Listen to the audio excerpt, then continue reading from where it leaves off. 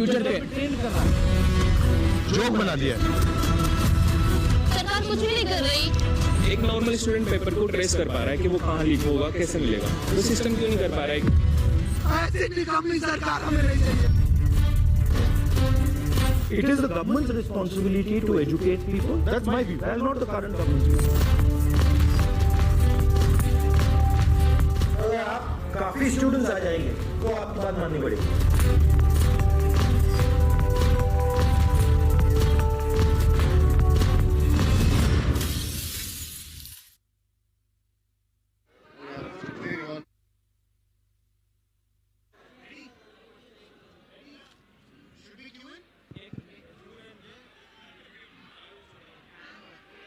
Kota, are you ready, Kota? आवाज नहीं आ रही, Kota, are you ready? Please welcome your favorite, the man, the myth, the legend, Shri Rahul Gandhi! Hello. 3 check. Hello. Check 1 2 3. Hello.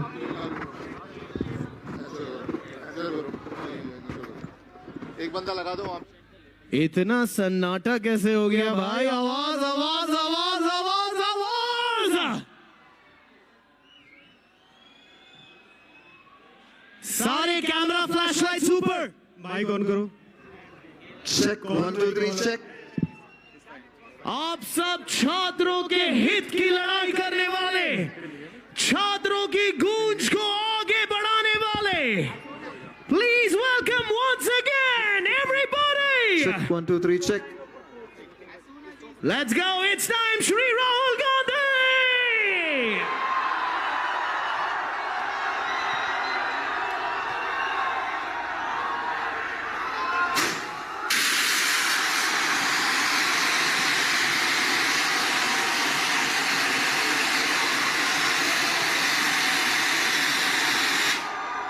Oh my God.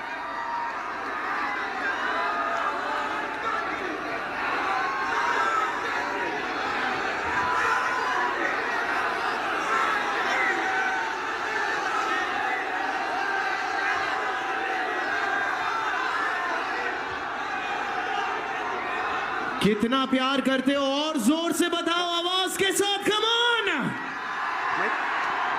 Hello.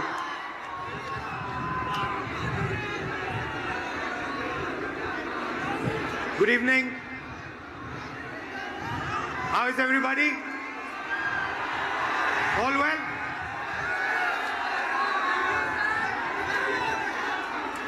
I'm very happy and honored to come to stand here in front of you, in front of you and Kota.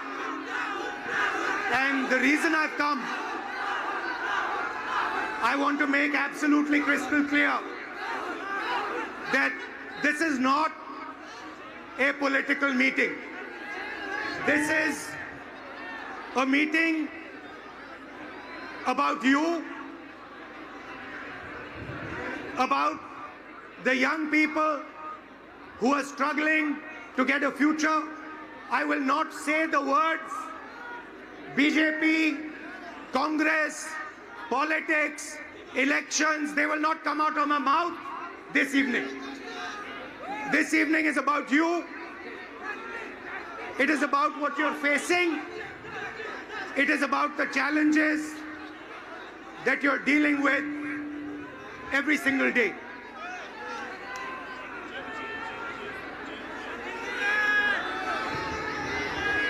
Some time back, I walked from Kanyakumari to Kashmir. 4,000 kilometers रास्ते में आप जैसे लाखों युवाओं से मैं मिला, हजारों युवाओं से मेरी बात हुई, डिस्कशन हुआ, और मेरा एक ही सवाल होता था, आप क्या करना चाहते हो? मुझे 5 जवाब मिलते थे, छठा जवाब नहीं मिलता था। Engineer, doctor, lawyer, IAS, or then forces. These are the 5 answers I used to get. So the first question that came in my mind, मेरे दिमाग में पहला सवाल उठा कि देश के युवा देश के भविष्य होते हैं। हमारा एजुकेशन सिस्टम हमारे युवाओं को सिर्फ 5 ऑप्शंस क्यों देता है? यह सवाल बहुत बार मैंने पूछा, वही जवाब मिला। तो यात्रा पे मैंने 15-16 लड़कियों के साथ मीटिंग की और उनसे पूछा क्या आप करना चाहती हो? किसी ने कहा इंजीनियर, किसी ने कहा डॉक्टर, किसी ने कहा लॉयर, वही 5 जवाब। और फिर मैंने उनसे पूछा मुझे सच बताओ क्या करना चाहती हो, तुम्हारे दिल में क्या है?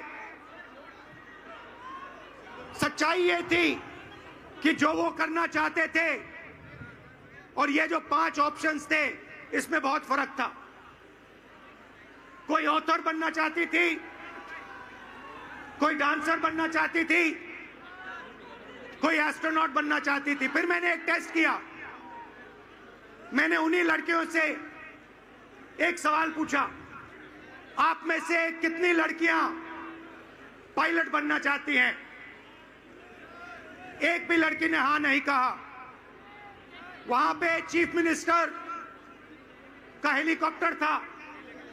मैंने हेलीकॉप्टर पायलट से कहा 5-6 लड़कियों को आप हेलीकॉप्टर में ले जाइए, जॉय राइड कराइए, कॉकपिट दिखाइए। फ्लाइट हुई, लड़कियां हेलीकॉप्टर पे गईं। जैसे ही वापस आई मैंने सवाल पूछा क्या करना चाहती हो? सारी की सारी लड़कियों ने कहा हम पायलट बनना चाहती हैं। मतलब हिंदुस्तान का एजुकेशन सिस्टम, सबसे पहली कमी इसकी कि हम जो हमारे बच्चों के सपने हैं उनको पूरा नहीं करते हैं। जो उनके ऑप्शंस हैं, जो वो ऑप्शन चाहते हैं, उनकी हम रिस्पेक्ट नहीं करते। उसके बाद यात्रा के बाद मैंने एजुकेशन सिस्टम के बारे में और थोड़ा सोचना शुरू किया। सवाल उठे। दूसरा सवाल, पब्लिक सेक्टर एजुकेशन सिस्टम क्यों खत्म हुआ और प्राइवेट सेक्टर का जो एजुकेशन सिस्टम है ये इतना महंगा क्यों है? और फिर कुछ दिन पहले मैंने अखबार खोला और मुझे यह दिखाई दिया, sorry, young people are India's future. Every one of you is unique and talented. India succeeds if you succeed, and India has a duty to protect every single young Indian person, every single student. खैर कुछ दिन पहले मैंने अखबार खोला और मुझे यह दिखा अखबार में, छात्र सम्मेलन को संबोधित पता नहीं आपने ये चिट्ठी देखी है या नहीं देखी है? देखिए आपने ये चिट्ठी, ये आकांक्षा ने ये चिट्ठी अपने माता पिता को लिखी। आकांक्षा आज हमारे साथ नहीं है। आकांक्षा ने सुसाइड किया, मगर ये 15 सेकंड आप इस चिट्ठी को अच्छी तरह पढ़िए।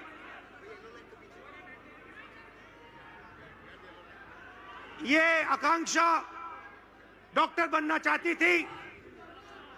इनके पिता से कुछ दिन पहले मेरी बात हुई। पैरालाइज्ड हैं, कर्ज लिया। आकांक्षा का नीट का पेपर लीक हुआ और आकांक्षा कहती है, लास्ट लाइन में आपके लिए पढ़ूंगा, सॉरी मम्मी पापा, मैंने सब बर्बाद कर दिया आप दोनों का। मैंने सब बर्बाद कर दिया आप दोनों का। सच्चाई ये है कि ये आकांक्षा की गलती नहीं थी। ये आकांक्षा के माता पिता की गलती नहीं थी, ये एजुकेशन सिस्टम की गलती थी। हिंदुस्तान का एजुकेशन सिस्टम अपने बच्चों को प्रेशराइज करता है, स्ट्रेस देता है, दबाता है, कुचलता है, और ये देश के लिए सही नहीं है। मैं चाहता हूं कि हम सब एक साथ मिलकर we work together to ensure that no other student, no student in this crowd, no student in this country ever feels what this young lady felt, ever feels the desire to kill themselves. That is what this meeting is about. This meeting is not a political meeting. It is about discussing India's education system, what is wrong with India's education system, what needs to be corrected in India's education system. Whatever I'm going to present here is based on data, and I'm absolutely sure, 100% sure, that every single political party, every single leader in India will accept what we are saying here. There is nothing in this presentation that anybody in India will not accept. Every single student will accept what I'm going to say here because it is the truth, 100% the truth. Next. This dot, ये जो बिंदु है, this dot represents one student. On this screen, this dot represents one student. There are about 3,000 students in this meeting. I want a student who's studying for NEET, student who's studying for UPSC, student who's studying for IIT to come to the stage.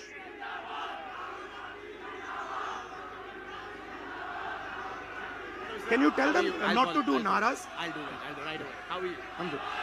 Check. Okay. सबसे पहले Is the mic working? सबसे पहले एक second sir ने भी एक बड़ी प्यारी सी रिक्वेस्ट की है। एक सेकंड हमने आने के पहले क्या कहा था? हम पढ़े लिखे स्टूडेंट्स हैं, नारेबाजी करने नहीं आए हैं। देश का फ्यूचर बदलना है तो पहले सुनना पड़ेगा। Listen and then change. अभी कोई नारेबाजी नहीं, सर बात कर रहे, सर कुछ बोलना चाह रहे। अब पहले कुछ बच्चों को बुलाते हैं जो आप ही लोग के बीच में से आए हैं। आपके नजदीक कोई नारेबाजी करे तो बोलो ठीक है भाई 5 मिनट बात करना, अभी रुक जाओ। Let me call upon sir, we have some kids who'd like to come up and want to share their stories with you. So ये randomly हमने select किया था, इनका enthusiasm देख के we have Soumya Meena, Sania Gupta, Himanshu Dangi, Hanshvi and Zishan Alam. Please join us on stage, guys. Please join us. Hello. Nice to see you. Nice to see you. What's your name? Himanshu. No, I said. Come. Go ahead, please. Just introduce yourself. Hello everyone, myself Soumya Meena. Hello everyone, myself Soumya Meena and I'm a JEE aspirant. Hello, I am Sania Gupta and I am preparing for NEET exam. Hello, my name is MD Zishan Alam. I am preparing for NEET. Hello, my name is Himanshu Dangi और मैं भी आपके जैसे एक NEET aspirant हूँ। Hello, my name is Hansvi and I am a UPSC aspirant. So why NEET? Why did you guys choose NEET? Sir, जो NEET है, doctor, सबसे पहली बात तो डॉक्टर एक बहुत बड़ा टर्म है। किसी भी मतलब जैसे अभी कोई बीमार हो गया तो किसी भी एक बंदे की लाइफ हमारे हाथ में होती है। मतलब अभी तो मैं नीट के लिए तैयारी कर रहा हूँ, तो जैसे नीट का पेपर लीक हुआ तो पूरी होप टूट गई है। डॉक्टर बनने के लिए आदमी कोई भी व्यक्ति इतना मेहनत करेगा, 2-2 3-3 साल मेहनत करेगा, फिर पेपर देगा वो, और फिर उसको बता दिया जाता है कि तुम्हारा पेपर लीक हो गया और फिर तुम्हें वापस पेपर देना है, तो होप टूट गई। तो आपके अंदर जो भावना थी, आपके अंदर जो भावना थी, लोगों की मदद करने की भावना थी, आप क्यों कर रही हैं? मैं तो जेई कर रही हूँ, हाँ। इंजीनियर। तो इंजीनियरिंग तो मैं सिर्फ इसलिए कर रही हूँ कि अच्छा मेरे को एक्सपोजर मिले कॉलेज में जाके, जैसे कि हायर कॉलेजेस है, आईआईटी बॉम्बे हो गया, आईआईटी दिल्ली हो गया, तो वो काफ़ी अच्छे कॉलेजेस हैं जिसमें आगे जाके हमें इंजीनियरिंग में नहीं बाकी और चीज़ों में भी बहुत सारी अपॉर्चुनिटीज़ मिलती है। तो मेनली तो मैं अभी एक्सपोजर के लिए कर रही हूँ। और आपका? So actually, I have always been interested. I'm a very social person. So I think UPSC would genuinely help me engage in society and make policies and decisions. And you? Sir, हम लोगों को बचपन से सिखा ही यही दिया जाता है कि आपको बड़े होकर डॉक्टर, इंजीनियर ये सब बनना है, तो एक मन से बचपन से ही वो सपना बन जाता है कि डॉक्टर बनना ही। मगर अगर आप सब कुछ बिल्कुल फ्री छोड़ दिया होता और असलियत में आप क्या करना चाहते हो, तो फिर क्या जवाब मिलता? सर, मेरे को डांसिंग में बहुत शौक था। आपको डांसिंग में शौक है? आपको? सर, हमको डॉक्टर ही बनना था। मेरे जो अंकल थे वो हार्ट अटैक से डेथ कर गए थे 2019 में, तो इसीलिए मैं मतलब अर्जेंट मतलब वो उन्हें नहीं मिला, तो इसी की वजह से वो डेथ कर गए, तो बस इसी के कारण मैं डॉक्टर बनना चाहता हूँ। और आप? अगर आपको पूरी फ्रीडम दिया गया तो क्या करोगे आप? सर, नीट ही करोगे, डॉक्टर ही बनोगे? सबसे पहली बात तो ये कि जैसे कि मैं कुछ पढ़ रहा था तो मुझे पता चला कि सिर्फ 5 चीज़ें, 5 प्रोफेशंस जो लोग बस देखे देखी फॉलो कर रहे हैं: डॉक्टर, लॉ, इंजीनियरिंग, और मैं भूल गया थोड़ा सा, सॉरी सर। रिलैक्स। तो अब कोई लोग खुद से पीछे करते हैं, मतलब ऑप्शंस नहीं है। सबसे पहली बात, मेन बात ये है। तो अगर आप नीट की तैयारी कर रहे हो, हाँ, अप्रोक्सीमेटली कितना पैसा लगता है beginning to end? Beginning to end, अगर आपको ऑफलाइन अच्छी कोचिंग में तैयारी करनी है, अगर आप 11 से आ रहे हो, मिनिमम 3 लाख रुपए तो कोचिंग फीस है 2 साल की। फिर उसके अलावा हॉस्टल अकोमोडेशन, हॉस्टल फीस 10,000 रुपये मिनिमम मंथली, रूम मतलब जिसमें खाना वाना सब आ गया। फिर उसके बाद पर्सनल एक्सपेंसेस भी रहते हैं, तो 2-3 हज़ार वो, तो मोटा आप मानिए 1,20,000 हॉस्टल की फ़ीस हो गई, 1.5 लाख अपना 1 साल की कोचिंग की फ़ीस हो गई, और 15-20 हज़ार एक्सपेंस भी हो जाते हैं बच्चों के, जैसे बाहर रहते हैं, कभी कुछ खा लिया, तो आप मानिए 4 lakh 4 lakh. Everybody agrees? Yes sir. Approximately 4 lakh? Yes sir. 4 lakh. Now आपके फैमिलीज ने लोन लिया है? कितना लोन लिया है? 2 लाख। 2 लाख। पापा क्या करते हैं? फार्मर हैं। किसान हैं। 2 लाख का लोन लेना आपके लिए आसान था, फैमिली के लिए आसान था? आसान तो मिडिल क्लास के लिए नहीं रहता है, मगर एफोर्ड करना ही पड़ता है। कंपल्सरी है? कंपल्सरी है। अगर लोन नहीं लेंगे तो आगे सिस्टम में नहीं जा सकते। आपकी फैमिली ने लोन लिया? सर, लोन तो नहीं लिया था, लेकिन अगर हम गवर्नमेंट एग्जाम जैसे नीट प्रिपरेशन की तैयारी कर रहे हैं, प्रिपेयर कर रहे हैं, और अगर हमारा नहीं क्लियर हुआ तो हम मतलब इंडिया में गवर्नमेंट सीट्स इतनी कम है कि हम प्राइवेट के लिए सोच भी नहीं सकते, क्योंकि उनकी फीस बहुत ज़्यादा है। और भी ज़्यादा है? बहुत ज़्यादा है। जैसे 24 लाख बच्चे हर साल अपेयर करते हैं नीट एग्ज़ाम में, उसमें से 80,000 सीट्स है जो गवर्नमेंट है, तो 23 लाख बच्चों को ना चाहते हुए भी हारना पड़ता ही है। तो उनके लिए प्राइवेट से करने के लिए ऑप्शन बचता ही नहीं है, क्योंकि हर मिडिल क्लास फैमिली 1 करोड़ रुपया अफोर्ड नहीं कर सकती है। तो पैसा आपके जेब से? हाँ। Yes sir. आपके फैमिली के जेब से? Yes sir. रिस्क आपका? Yes sir. डैमेज हुआ तो आपका? Yes sir. रिवॉर्ड की बात करते हैं, सक्सेस को डिफाइन करते हैं। यूपीएससी चांसेस क्या है? Real actual chances. If I say to you, ठीक है, you are a brilliant girl, brilliant student, what do you think your chances of becoming an IAS officer actually are? Sir, no matter how much brilliant a student is, but I think chances are still 1 out of 100. 1 out of 100? Exactly, 0.01%. She's saying IS officer chances approximately 1 out of 100. What about IIT? What do you think are the chances? IIT में जाने का क्या chance है? Sir, 16 lakh students are appearing almost for IIT JEE, and if we consider NIT, triple IT. No, IIT. Because you want IAS, you want IIT, you want NEET, doctor. Yes, sir. So IIT, you want to go in there, you want to be an IIT graduate. What are your actual chances? Do you think, what are you actually facing? Sir, if we consider only IIT, then there are 0.1 chances. Good IITs. Small chances. Yes, sir. Low chances, okay? Very low chances. And NEET? Sir NEET में 22 लाख बच्चे exam देते हैं और लगभग 1 लाख बच्चों का selection होता है। 1 लाख से कम ही है, 1 लाख तो मैं बता रहा हूँ ज़्यादा। तो सर ये क्या जिम्मेदारी है वो, ऐसे हम कैसे होगा सर? तो यहाँ पे अप्रोक्सीमेटली 3000 लोग हैं, अप्रोक्सीमेटली थोड़े ज़्यादा आ गए हैं, बट हमने 3000 का कैलकुलेट किया था, ठीक है? 3000 में से IAS के कितने बनेंगे? एक। 3000 में से वो जो कोने में एक डॉट है ऊपर, 1 person out of this whole function, इस पूरे फंक्शन में से एक व्यक्ति, सिर्फ एक व्यक्ति IAS में जा सकता है। इस पूरी भीड़ में से IIT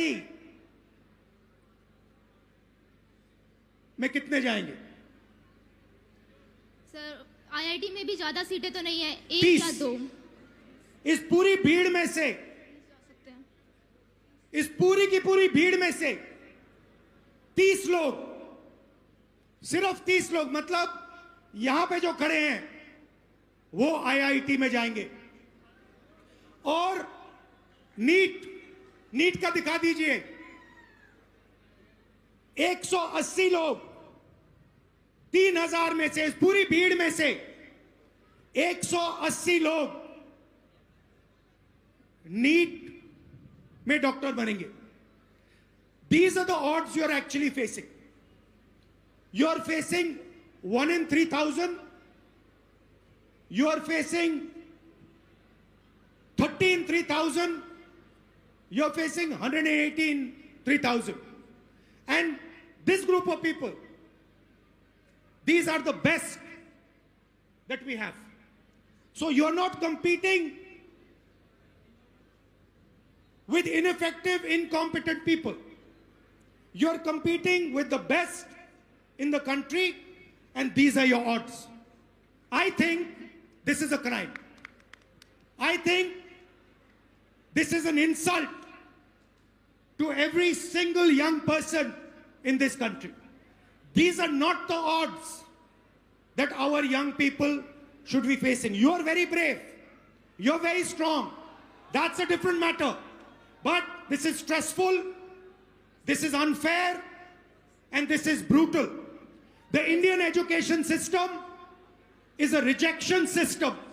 It is not a selection system. That is the fact that we are facing. Right?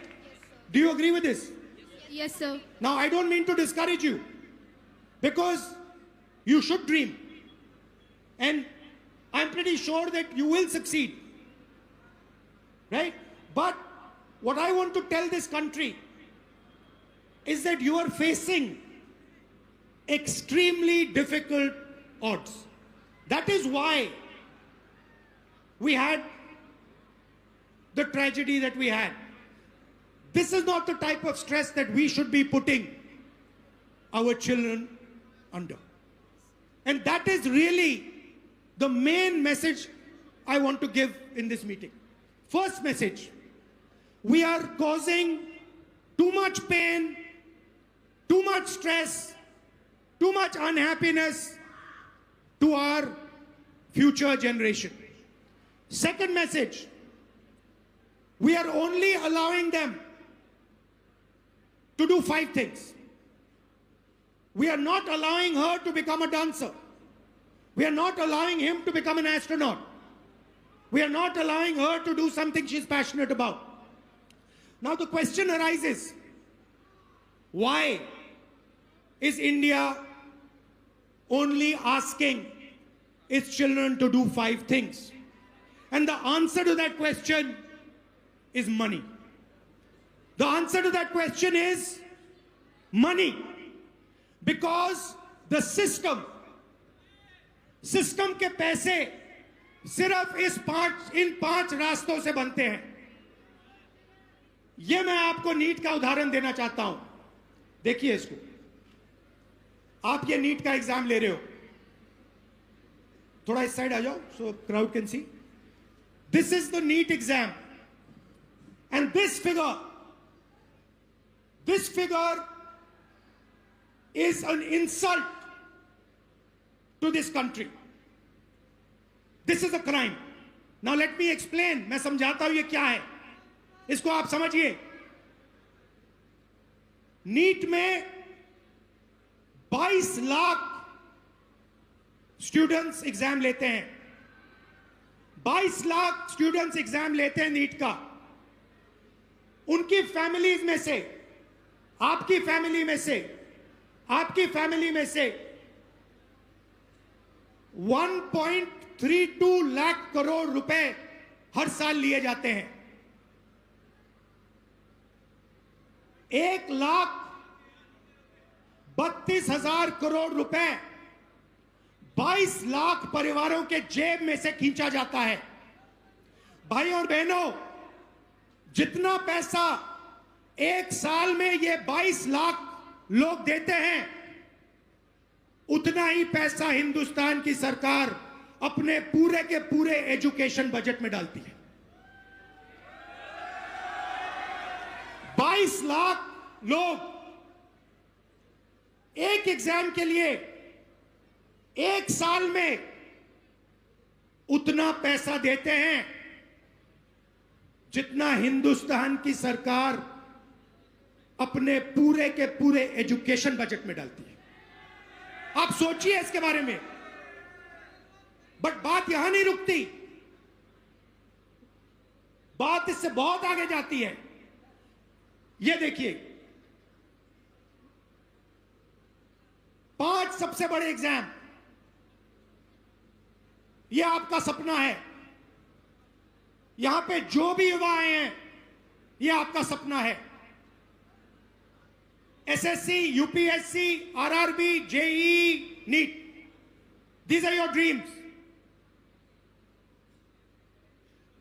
2 crore students take SSC. 5 lakh students UPSC. 3.58 crore students RRB. 15 lakh students JEE. 22 lakh students NEET. Most of the people who take these exams, most of them will not go through. NEET में से 3,000 में से एक निकलेगा. JEE, UPSC आपका मैंने दिखाया. UPSC में से एक व्यक्ति निकलेगा. सॉरी, नीट में से 180. मगर पैसा देखिए इन 5 एग्जाम्स का. अच्छी तरह देखिए. 5 exams, Gen Z families, 3.5 lakh crore रुपया आपके जेब में से निकलता है, आपके परिवारों के जेब में से निकलता है, लोन से निकलता है, दर्द से, दुख से निकलता है. भाई और बहनों, जितना पैसा इन 5 एग्जाम्स में आपके परिवारों से निकलता है, उतना पैसा हिंदुस्तान की सरकार education budget, health budget, labour budget, science budget, women and child budget में डालती है. मतलब 5 मिनिस्ट्रीज का पैसा, बजट का पैसा हर साल इन एग्जाम्स के माध्यम से आपके परिवारों के जेब से निकाला जाता है और फिर उसके बाद आपको कहा जाता है कि दरवाजा बंद है, आप आईआईटी में नहीं घुसे, आप नीट में नहीं घुसे, आप आरआरबी में नहीं घुस पाए। यह हिंदुस्तान की एजुकेशन सिस्टम की रियलिटी है। अब मैं चाहता हूं कि एक फैमिली, हमने स्टूडेंट से बात की, आपका मैं बहुत धन्यवाद करता हूं। अगर आप यहां रहना चाहते हैं यहां रह सकते हैं, नीचे जाना चाहते हैं जा सकते हैं, जो भी आप पे है। यहां रहना चाहते हैं यहां रहिए। और एक फैमिली, एक परिवार, आइए। Alright, so हमारे पास यहाँ पर फैमिली के मेंबर्स भी आए हुए हैं. We'd like to invite on stage Bhavna Mahawar, please, and उनके parents Naresh Kumar Mahawar and Parvati Mahawar, please join us on stage. परिवार को थोड़ा स्वागत हो जाए तालियों के साथ. Come on guys, हम सबकी कहानी है ये. हेलो, नमस्कार, कैसे हैं? नमस्कार जी, कैसे हैं आप? कब? Mic, can we have a mic? Come आओ. थोड़ा 2 मिनट परिचय, यहां आ जाए. हेलो सर, मैं नरेश कुमार महावर. मैं एक प्राइवेट सेक्टर से मेडिकल होलसेल मार्केट में जॉब करता हूं. ये मेरी गुड़िया है, यूपीएससी करना चाहती है, पर आज का जो सिस्टम है बहुत गड़बड़ है और मैं चाहता हूं उसको मजबूत करने के लिए राहुल जी सर जो भी नया कदम उठाना चाहे हम उसके साथ हैं. मगर आप एक बात बताइए. जी सर. अप्रोक्सीमेटली उन्होंने हमें बताया अप्रोक्सीमेटली 5 लाख. जी सर. 1 साल का. बिल्कुल सर. जी सर. 1 साल का. बिल्कुल. तो आप ये कैसे करेंगे? रियलिटी सच बताइए सर. वैसे तो मेरे पास फाइनेंशियल प्रॉब्लम बहुत ज़्यादा बिग है, पर अगर जो मैंने मेरे दम से मेरा घर बनाया है हो सकता है मैं उसको भी सेल कर दूं, पर मैं मेरा बेटी का सपना साकार करूंगा, ये मेरा दिल से. नहीं, मगर देखिए ये आपकी भावना है, ये आपके अंदर है. नहीं, ये जब से ये 10th क्लास में पढ़ती थी तो जब से ही मैंने इसके सपने के साथ मैंने अपना सपना भी साकार करने के लिए सोचा है और मैं चाहता हूं कि ये ईश्वर मेरा सपना पूरा करे. ईश्वर आपका सपना पूरा करे, ये हम सब चाहते हैं. जी सर. मगर सच्चाई ये है कि ये जो आप कर्ज लेके काम कर रहे हो ये देश का काम है, ये आपका काम नहीं है. देश का काम अपने युवाओं को शिक्षित बनाने का है. आप क्या करना चाहते हैं? सर, माय नेम इज़ भावना महावर और मैं एक यूपीएससी एस्पिरेंट हूँ. जैसा कि 2026 में प्रीलिम्स एग्जाम में हम सब ने देखा है कि किस तरह से लेंथी एग्जाम बनाया गया है जो एक यूजुअली स्टूडेंट के लिए बहुत टफ रहता है. प्लस वैकेंसीज होती है 1000 और फॉर्म्स आते हैं 15 लाख के आसपास. तो मेरा गवर्नमेंट से ये क्वेश्चन है कि बाकी के स्टूडेंट्स का क्या होगा? 1000 वैकेंसीज में 1000 स्टूडेंट्स सिलेक्ट हो जाते हैं, उसके अलावा जो स्टूडेंट्स हैं उनके लिए भी प्लान बी होना चाहिए. ये मेरी गवर्नमेंट से बट आज हमने रूल बनाया है, गवर्नमेंट से कोई सवाल नहीं होगा, पॉलिटिकल फंक्शन नहीं है. बट मैं आपसे सवाल करता हूं, आपके सामने बहुत बड़ा चैलेंज है. आपके पापा कुर्बानी देने जा रहे हैं. आपके अंदर क्या फीलिंग है? आप कैसे करोगी? डर लगता है? यस. पापा की मम्मी की दोनों की बहुत एक्सपेक्टेशंस है और मैं पूरी जी जान लगाना चाहूंगी कि पापा मम्मी के साथ मेरा सपना पूरा हो और मैं इसके लिए पूरी मेहनत करने को तैयार हूँ. बट डर लगता है आपको? कभी डर लगता है क्योंकि ये जो फ्रॉड्स हो रहे हैं. आज मैंने यूपीएससी का एग्जाम देखा. एक स्टूडेंट जब प्रिपरेशन करता है तो एक पैटर्न होता है, एक सिलेबस होता है, उस हिसाब से प्रिपरेशन करता है. लेकिन अगर रिसेंटली उसका पैटर्न चेंज कर दिया जाए तो स्टूडेंट क्या करेगा? 50 to 56 पेजेस का पेपर होता है जो 3 आवर्स में करना पॉसिबल नहीं होता है. वैसे ही वैकेंसीज लिमिटेड होती है.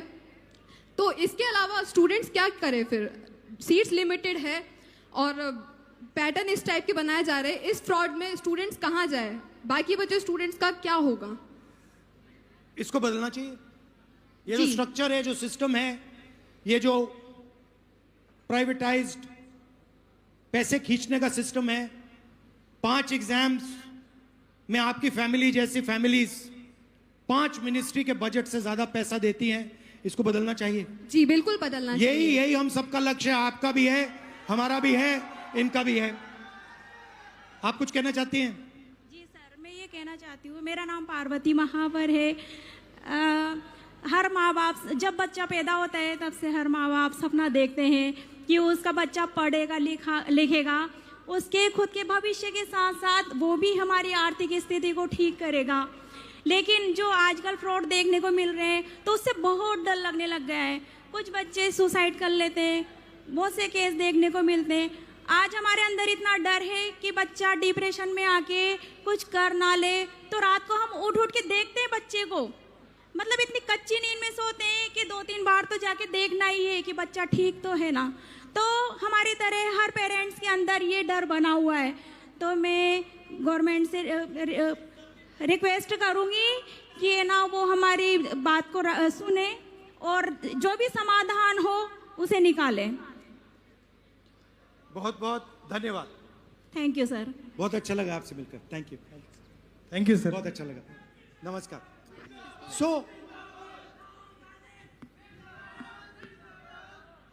तो ये thank you.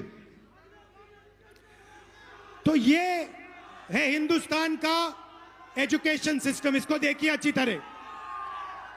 India's education system is a extortion machine.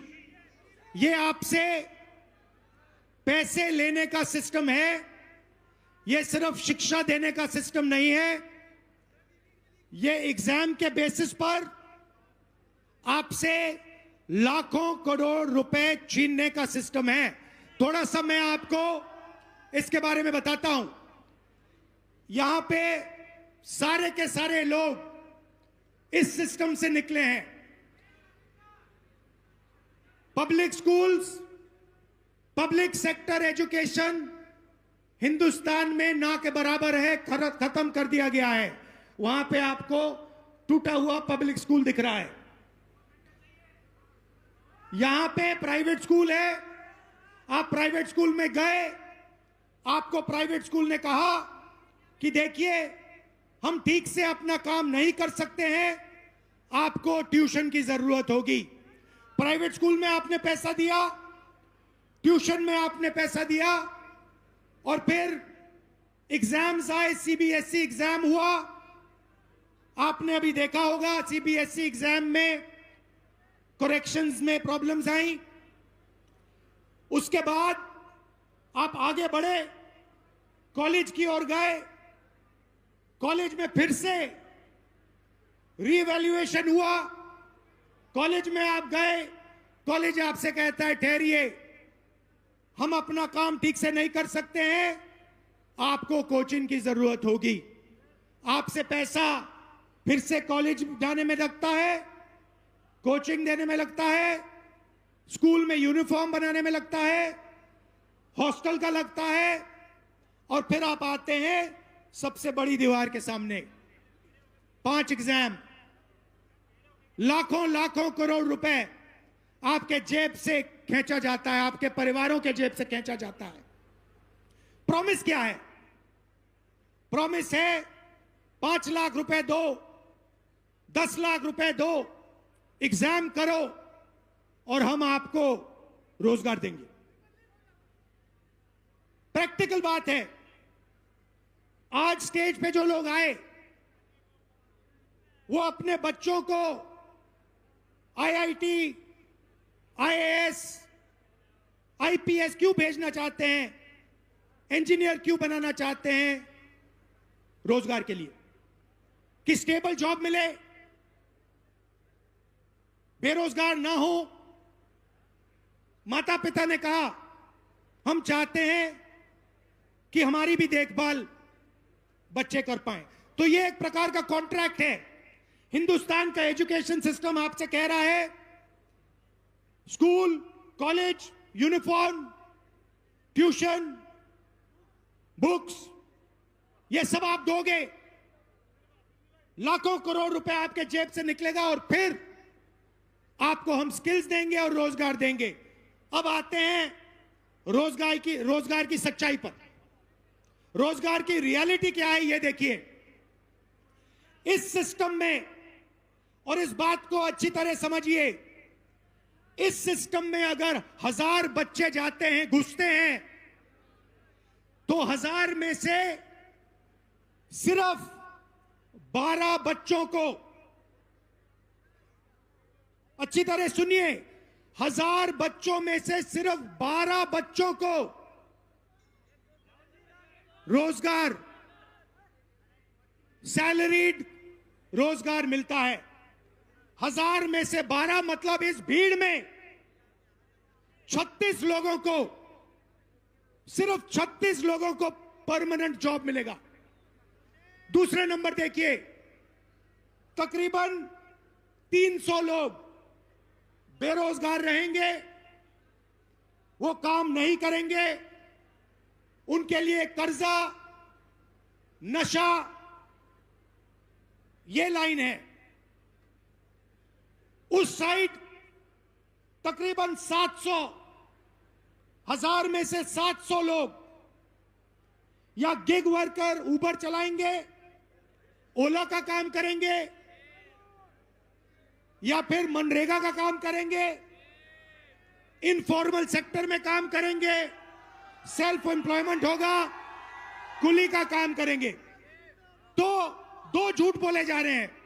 पहला झूठ कि ये शिक्षा का सिस्टम है, ये शिक्षा का सिस्टम नहीं है, ये एक्सटॉर्शन का, पैसे लेने का सिस्टम है।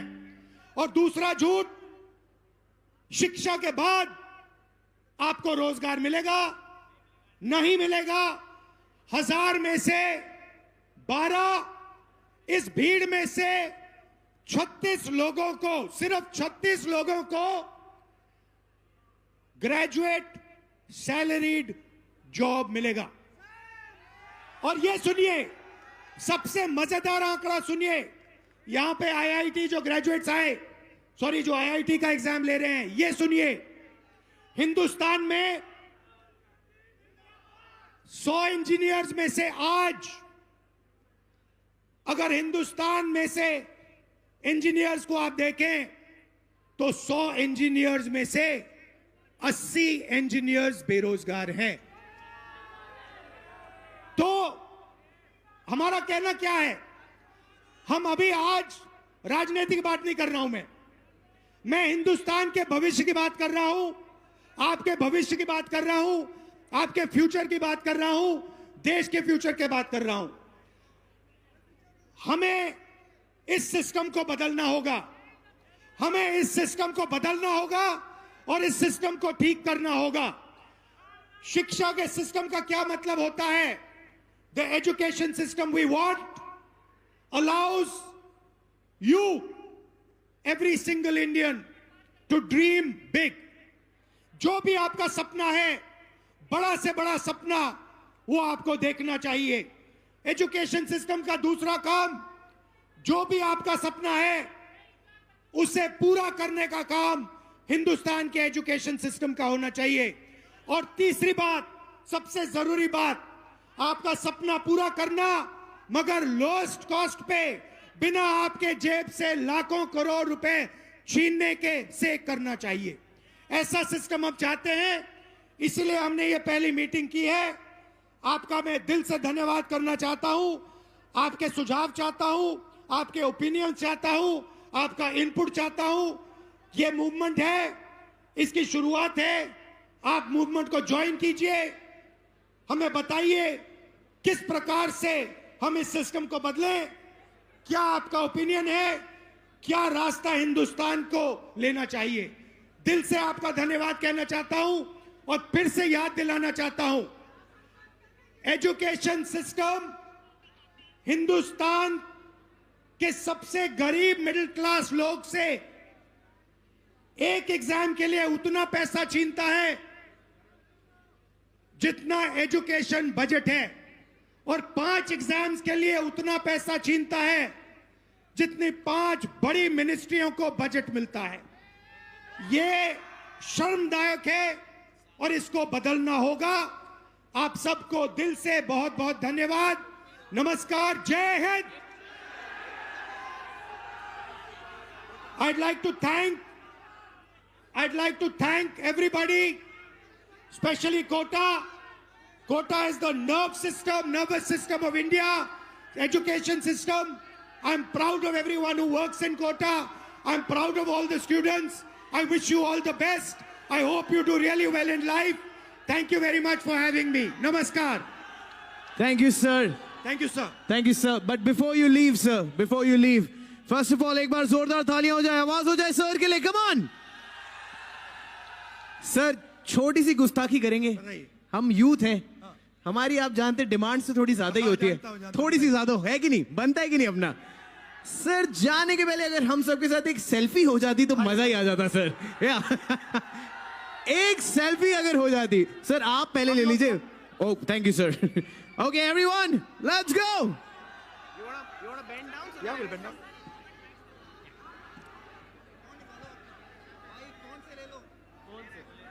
फोन से ले लो।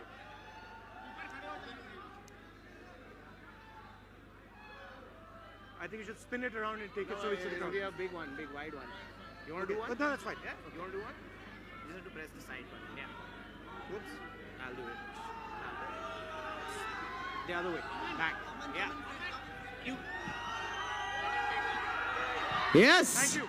And sir, also, once again, as we said, did you like it? We love it. We love it, sir. All the best. And before that, before you leave, sir, 21st is the NEET exams. If you can wish all our dear friends. Best of luck to everybody for the NEET exam.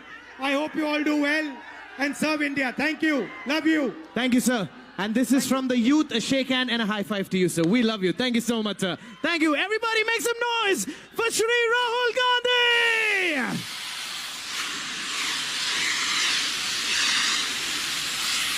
Come on. Thank you, Kota. जोरदार तालियां हो जाए।